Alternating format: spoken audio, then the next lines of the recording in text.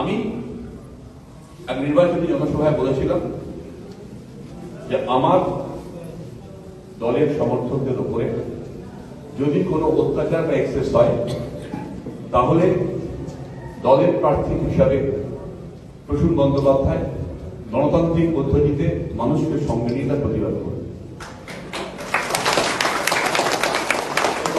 বলেছিলাম। আমি আজও বলছি, ভবিষ্যতেও বলব। এত জোরে বলেছি যে মোদী সাহ পর্যন্ত লড়ে গেছে।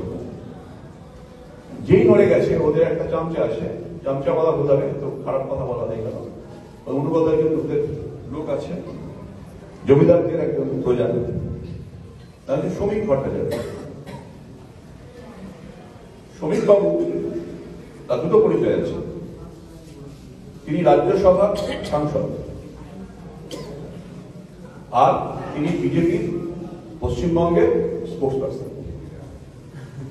শ্রমিক ভট্টাচার্য আমার বক্তব্যের পরিপ্রেক্ষিতে কি বলছেন তার প্রথম আপনি 30 সেকেন্ড বলছিলাম। ডিটেনশন ক্যাম্প নেই, কনসেন্ট্রেশন ক্যাম্পের আয়তে এবার শুনুন।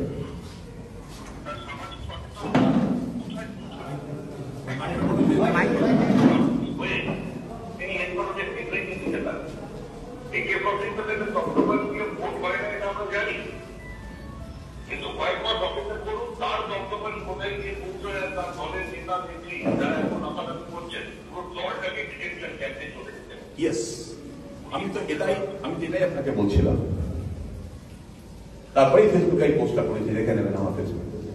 তাহলে সুবিবাবু স্বীকার করলেন ডিটেনশন ক্যাম্পটা আছে, ক্যাম্প রেডি হয়ে গেছে। আমরা তো বলছিলাম বহুদিন ধরে, কোটি কোটি টাকা খরচা করে মোদী সারা ডিটেনশন ক্যাম্প বানিয়ে রেখেছে। যাকে যাকে ভয় পাচ্ছে একজন প্রসূন ব্যানার্জি ডিটেনশন ক্যাম্পে পাঠিয়ে দাও, এই তো ডিজাইনটা। আপনি জেনে রাখুন শ্রমিক বাবু, আপনার মোদী সারা যোগীদের বলে দেবেন আমার নাম প্রসূন ব্যানার্জি, পারলে কিছু করে দেখাবো। আমার সমর্থকদের পাশে আমি ছিলাম, আছি এবং থাকবো। মোদী আর শাহকে বলে দেবেন শ্রমিক বাবু, আপনার মর্নিং রিপোর্ট করতে হয় না প্রসূন ব্যানার্জিকে নিয়ে, মাথা তো খারাপ হয়ে গেছে। আমি বলেছি AK-47 SLR এর দবদবানি জটকে পারে, নিজেই বলছি যে কথা। আমি এটাও বলেছি যে ডেমোক্রেসিতে ডেমোক্রেসি মেনটেন করাবো, সেটাকে ডিস্টর্ট করে, বিকৃত করে, আমার কথাগুলোকে বিকৃত করে একটা এমন হাইপ তৈরি করার চেষ্টা করা হচ্ছিল যেন মনে হচ্ছিল যে আমি এমন কিছু শব্দ বলেছি যেটা বলা উচিত নয়। আমার পুরো বক্তব্যটা শোনা হবে না। আমি তো বলছি যে কোনো নিরপেক্ষ লোক পুরো বক্তব্যটা শুনুন আমার ইন্টারভিউতে।